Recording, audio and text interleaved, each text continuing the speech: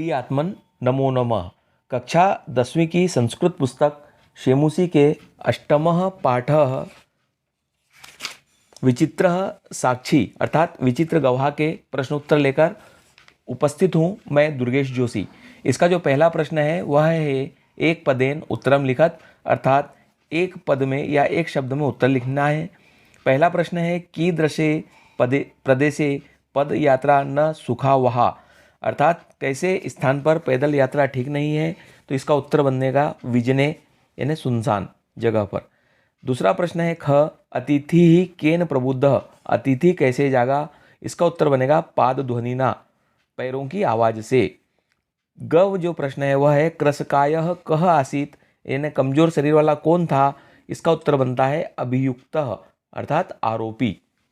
प्रश्न एक का घ है न्यायाधीशः कस्मै कारागार दंडम आदिष्टवान न्यायाधीश ने किसको कारागार के दंड का आदेश दिया, इसका उत्तर बनेगा आरक्षिणे यानी कोतवाल को। इसका पांचवा प्रश्न है पहले का कम निक्षा मृत शरीरम आसीत किसके पास मृत शरीर था, उत्तर आएगा राजमार्गम यानी सड़क के पास या सड़क के किनारे मृत शरीर था। प्रश्न क्रमांक 2 है अधोलिखिता नाम प्रश्नानाम उत्तराणी संस्कृत भाषाया लिखत नीचे लिखे प्रश्नों के उत्तर संस्कृत भाषा में लिखना है, ये इसका अभिप्राय है। इसका क है निर्धनः जनः कथम वित्तम उपार्जितवान अर्थ है निर्धन व्यक्ति ने कैसे धन कमाया, उत्तर बनेगा इसका निर्धनः जनः भूरि परिश्रम्य वित्तम उपार्जितवान निर्धन व्यक्ति ने अत्यधिक परिश्रम करके धन कमाया। ख है जनः किमर्थम पदाति ही गच्छति व्यक्ति किस लिए पैदल जाता है, उत्तर बनेगा जनः अर्थकाश्यर्येण पीड़ितः बस यानम विहाय पदाति ही गच्छति व्यक्ति धन के अभाव से परेशान होकर बस को छोड़कर पैदल जाता है। ग वाला जो प्रश्न है वह है प्रसृते निशा अंधकारे स किम अचिंतयत फैले हुए अंधकार में उसने क्या सोचा, तो उत्तर बनेगा प्रसृते निशा अंधकारे विजय प्रदेशे पदयात्रा न शोभावाहा इति सह अचिंतयत फैले हुए अंधेरे में सुनसान क्षेत्र में पैदल यात्रा ठीक नहीं है, ऐसा उसने सोचा। प्रश्न क्रमांक 2 का घ है वस्तुतः चोरः कः आसीत वास्तव में चोर कौन था, उत्तर बनेगा वस्तुतः चोरः आरक्षी आसीत वास्तव में चोर कोतवाल था। जनस्य क्रंदनम निशम्य आरक्षी किम उक्तवान ये अगला प्रश्न है, इसका उत्तर बनता है जनस्य क्रंदनम निशम्य आरक्षी उक्तवान रे दुष्ट तस्मिन् दिने त्वया अहम चोरिताया मंजुषाया ग्रहणाद् वारितः इदानीं निज कृत्यस्य फलं भुङ्क्ष्व अस्मिन् चौर्याभियोगे त्वं वर्षत्रयस्य कारादंडम लप्स्यसे इति।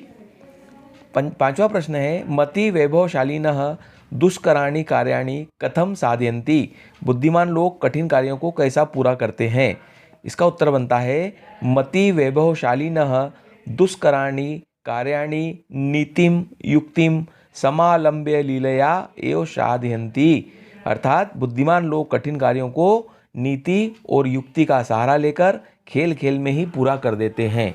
प्रश्न क्रमांक 3 है रेखांकित पदम आधृत्य प्रश्न निर्माणम कुरुत यानी जो रेखांकित पद दिए हुए हैं इनके आधार पर या इनको आधार मानकर आपको प्रश्न निर्माण करना है। तो ओवरऑल आपके सामने उत्तर दिया हुआ है, अब आपको यहाँ कोई सा प्रश्नवाचक चिन्ह लाना है या प्रश्नवाचक शब्द लाना है ताकि ये प्रश्न बन जाए। जैसे लिखा है पुत्रम द्रष्टुम सह प्रस्थितः यानी पुत्र को देखने के लिए वह चला गया, तो यहाँ प्रश्न बनेगा किसको देखने के लिए चला गया, तो पुत्रम की जगह आ जाएगा कम और बन जाएगा प्रश्न कम द्रष्टुम सह प्रस्थितः। उसी प्रकार दूसरा है करुणा परो ग्रही तस्मै आश्रयम प्रायच्छत दयालु गृहस्थ ने उसे सहारा दिया, किसे सहारा दिया, तो प्रश्न बनेगा करुणा परो ग्रही कस्मै आश्रयम प्रायच्छत। ग है चोरस्य पाद ध्वनिना अतिथि ही प्रबुद्ध चोर के पैरों की आवाज़ से अतिथि जाग गया, तो किसके पैरों की आवाज़ से अतिथि जाग गया, तो हमको प्रश्न बनाना पड़ेगा कस्य पाद ध्वनिना अतिथि प्रबुद्ध। प्रश्न क्रमांक 4 का घ है न्यायाधीशः बंकिम चंद्र आसीत न्यायाधीश बंकिम चंद्र था, यानी अब इसका प्रश्न क्या बनेगा, न्यायाधीश कह आसीत। जो अगला प्रश्न है वह है स भार वेदनया क्रंदति स्म, वह भार की पीड़ा से रो रहा था। तो किसकी पीड़ा से रो रहा था, प्रश्न बनेगा स कया क्रंदति स्म। अंतिम है उभौ शवम चत्वरे स्थापितवन्तौ, इसका प्रश्न बनेगा उभौ शवम कुत्र स्थापितवन्तौ, दोनों ने शव को कहाँ रखा। प्रश्न क्रमांक जो 4 है उसमें लिखा है यथा निर्देशम उत्तरत, जैसे अंग्रेजी में आता है ना डू एज डायरेक्ट, उसी प्रकार से जैसा निर्देश हो उस प्रकार से उत्तर दीजिए। क है आदेशम प्राप्य उभौ अचलताम अत्र किम कर्तपदम, यानी ये जो पद है आदेशम प्राप्य उभौ अचलताम, इसमें कर्ता कौन है, तो इसमें आएगा उभौ, उभौ यानी वे दोनों। ख है एतेन आरक्षिणा अध्वनि यदुक्तम तद तत् वर्णयामि अत्र मार्गे इत्यर्थे किम पदम प्रयुक्तम, यानी मार्ग के अर्थ में इसमें कौन सा पद प्रयुक्त किया गया है, तो इसमें आएगा अध्वनि, अध्वनि होता है मार्ग में। ग है करुणापरो ग्रही तस्मै आश्रयम प्रायच्छत अत्र तस्मै इति सर्वनाम पदम कस्मै प्रयुक्तम, तो यह आएगा अतिथये, अतिथि के लिए उपयोग किया गया तस्मै, ठीक है।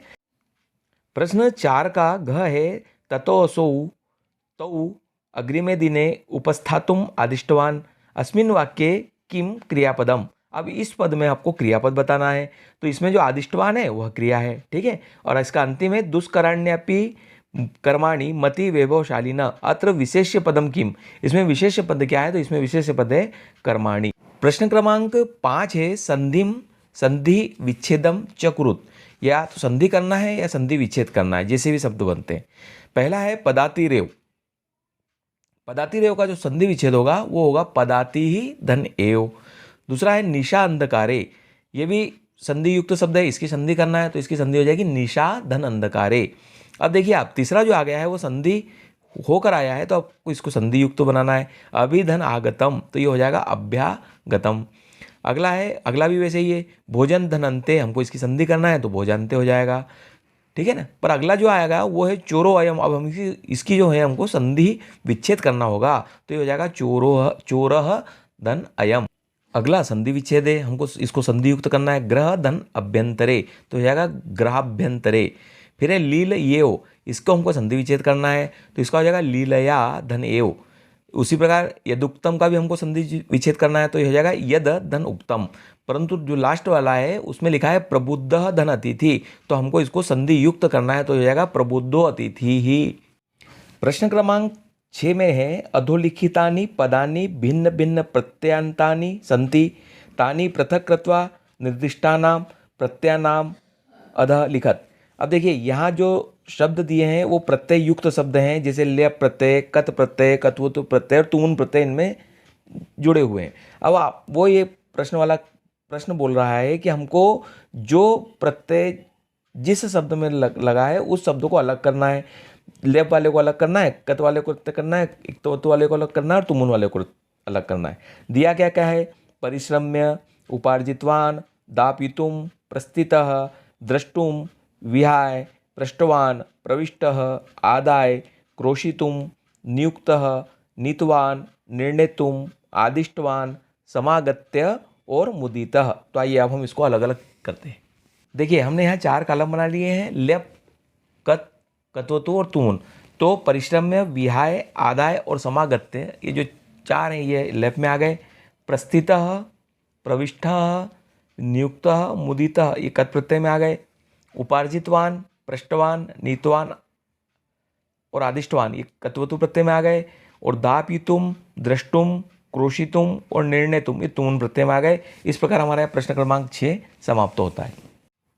प्रश्न क्रमांक जो 7 है उसका अ है अधोलिखितानि वाक्यानि बहुवचने परिवर्तयत। देखिए व्याकरण की दृष्टि से यह प्रश्न बड़ा अच्छा है कि जो नीचे वाक्य दिए वो एक वचन में है, उनको हमको बहुवचन में करना है।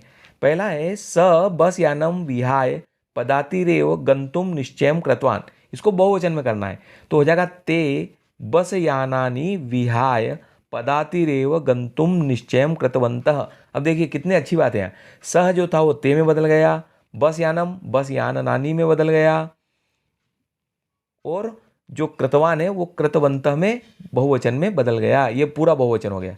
अगला है चोरः ग्रामे नियुक्तः राजपुरुषः आसीत्। इसको हमको बहुवचन में परिवर्तित कैसे करेंगे? तो चोरः की जगह चोराः, ग्रामेषु नियुक्ताः राजपुरुषाः आसन, यानी आसीत आसन में हो गया, चोरः चौरा में हो गया, और राजपुरुषः राजपुरुषा में परिवर्तित हो गए बहुवचन में। अगला है कश्चन चोरः गृहाभ्यंतरम प्रविष्टः। तो कश्चन केचन में हो जाएगा बहुवचन में, तो हो जाएगा केचन चोराः गृह अभ्यंतरम प्रविष्टाः। ये जो एक वचन में क्या था? कश्चन चोरः गृह अभ्यंतरम प्रविष्टः, परंतु बहुवचन में क्या हो गया? केचन चोराः गृह अभ्यंतरम प्रविष्टाः। अगला है अन्यद्युः तौ न्यायालये स्व पक्षम स्थापितवन्तौ। तो इसका हो जाएगा अन्यद्युः ते न्यायालये स्व पक्षम स्थापितवन्तः। प्रश्न क्रमांक 7 का जो आ है वह है कोष्टकेषु दत्तेषु पदेषु यथा निर्दिष्टाम विभक्तिम प्रयुज्य रिक्त स्थानानि पूरयत। यानी कोष्टक में जो शब्द दिए हैं और जैसा निर्देश है वैसे ही विभक्ति का प्रयोग करके रिक्त स्थानों को पूरा करना है। पहला है स रिक्त स्थान निष्क्रम में बहिर्गच्छत।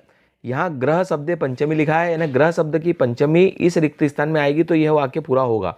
तो ग्रह शब्द की जो पंचमी होती है वो होती है ग्रहात, तो वाक्य बन जाएगा सह ग्रहात निष्क्रम्य बहिर्गच्छत। ठीक। अगला है गृहस्थ रिक्त स्थान आश्रयम प्रायच्छत। यहाँ लिखा है अतिथि शब्द चतुर्थी, यानी अतिथि शब्द की चतुर्थी लिखकर हम अगर इस रिक्त स्थान में रखते हैं तो ये शब्द पूरा हो जाएगा और हो जाएगा गृहस्थ अतिथये आश्रयम प्रायच्छत। अगला है तौ रिक्त स्थान प्रति प्रस्थितौ।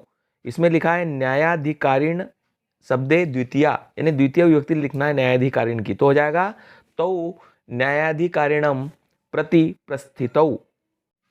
घ है रिक्त स्थान चौर्याभियोगे त्वं वर्षत्रयस्य कारादंडम लप्स्यसे। इदम शब्दे सप्तमी, यानी इदम शब्द की सप्तमी से इस शब्द को पूरा करना है, तो इस रिक्त स्थान में आ जाएगा अस्मिन। अस्मिन चौर्याभियोगे त्वं वर्षत्रयस्य कारादंडे लप्स्यसे। ठीक है ना। अगला है और पंचम है चोरस्य रिक्त स्थान प्रबुद्ध अतिथि। इसमें पाद ध्वनि शब्द तृतीया, यानी पाद ध्वनि शब्द की तृतीय विभक्ति डालनी है, तो हो जाएगा चोरस्य पाद ध्वनि ना प्रबुद्ध अतिथि।